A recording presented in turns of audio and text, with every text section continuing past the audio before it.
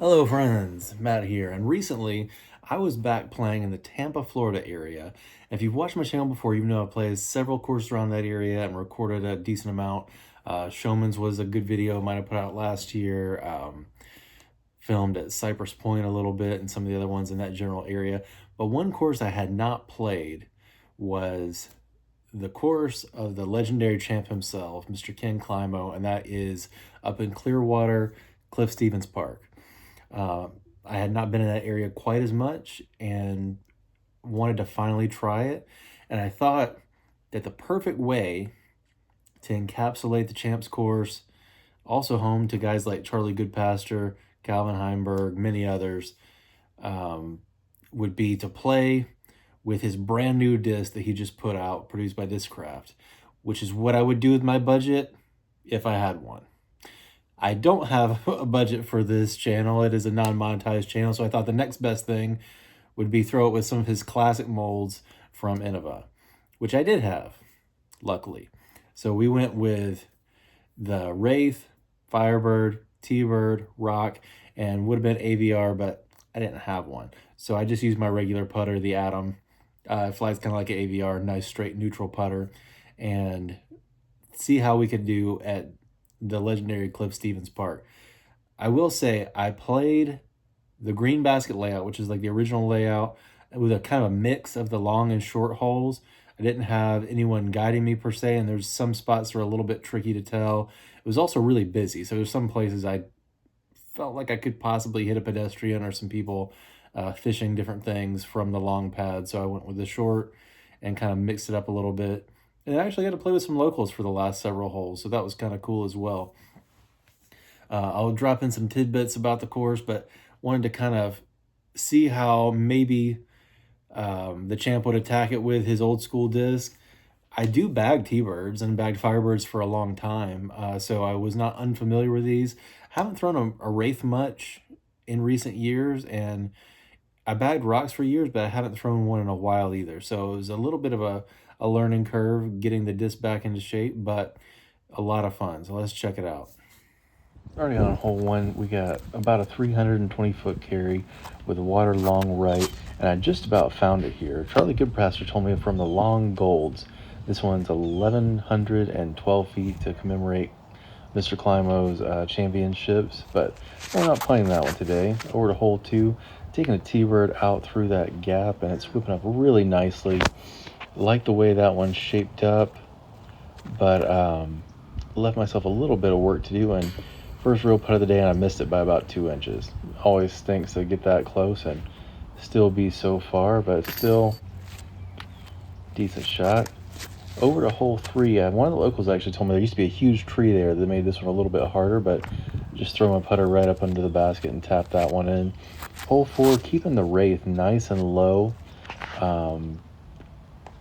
The Firebird was not as overstable as I hoped, so going Wraith here, hit that last leaning branch, so got a little bit of work and toss it up there. Gave it a decent run, but have to settle for another tap-in par.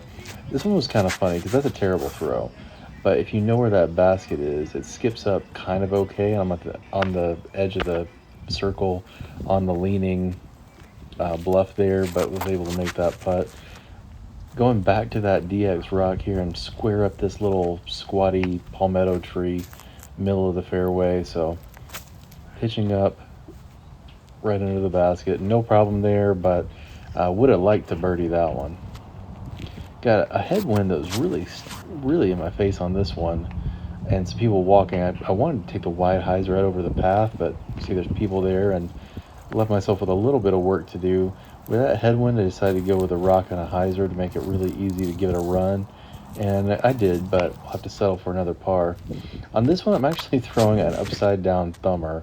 I promised the dude from Bear Bite that I would try it, and it actually worked out pretty good. I got a birdie on that one using that funky shot. Swinging the rock out wide again.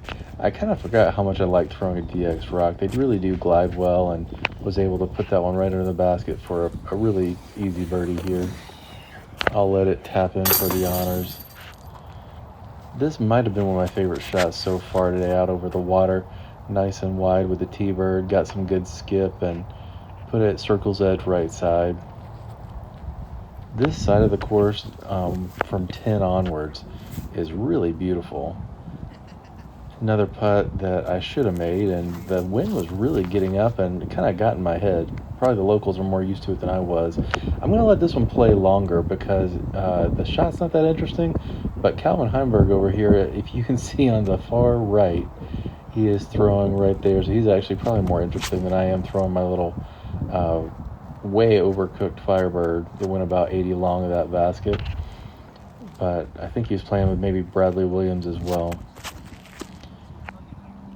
Over on this next one, throwing over the water with the Wraith again, and it clips a tree and rolls around, but got to the circle and um, did not make that putt, but still up and down for pretty easy par. Going with the backhand rock here, this would be a stego shot with my normal bag, but I get it up there, pushing into the circle, was able to make that putt as well. So feeling pretty good about that rock overall. Seems like every time I throw it, I give myself a shot. Rock again on this one. Hyzer's right across the basket. Really, it's too much. I would throw a putter normally, but with the wind, a little extra stability was kind of my security blanket. Going back to the T-Bird, this might have been my best shot of the day.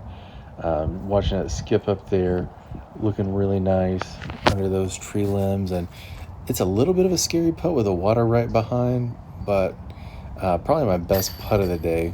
Put that one right in there. A little bit left side, but chills in there, no problem. Just had to throw this one in here. Really pretty shot. I don't know if that's ever been an active basket, but it was pretty cool. Going back to the Wraith here, and if I'd had my normal bag, I probably would have really gone for this basket, but I bailed out a little bit early right just to make sure I could get up and down with an easy three. I actually played with a couple local guys from this point onward, including some of the holes, the bonus holes in the back. A little bit of a wimpy run, but got myself in a position where I should make this birdie putt.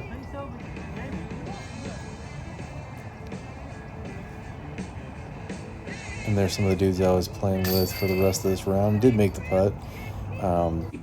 Dude in the black is Rick. I can't remember the other guy's name. They were both really cool, showing me around. We actually played the bonus holes in the back, so if the light looks really different, that's why. It's actually about another 20 minutes past. Pretty nice shot there with the Wraith. Got me up into circle 2 and settled for another par. And that is actually the final flight of the Wraith for me.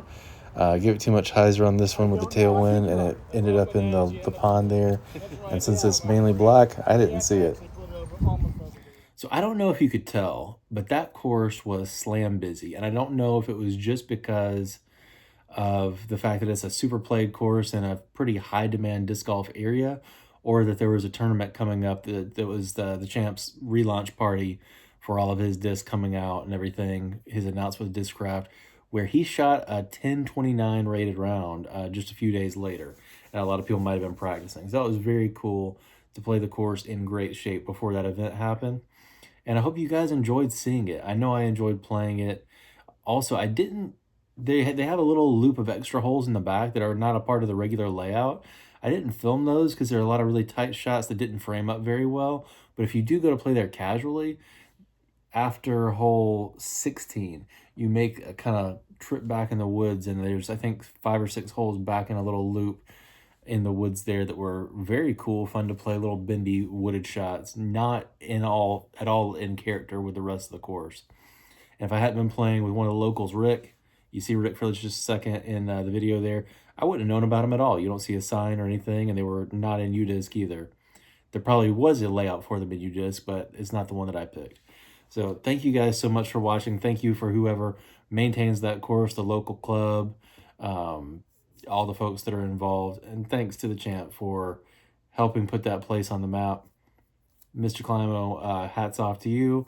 And maybe I will eventually get some of those discs of yours and be able to try them out down when I'm back down in Florida. Thank you guys for watching, and hope to see you in the next one.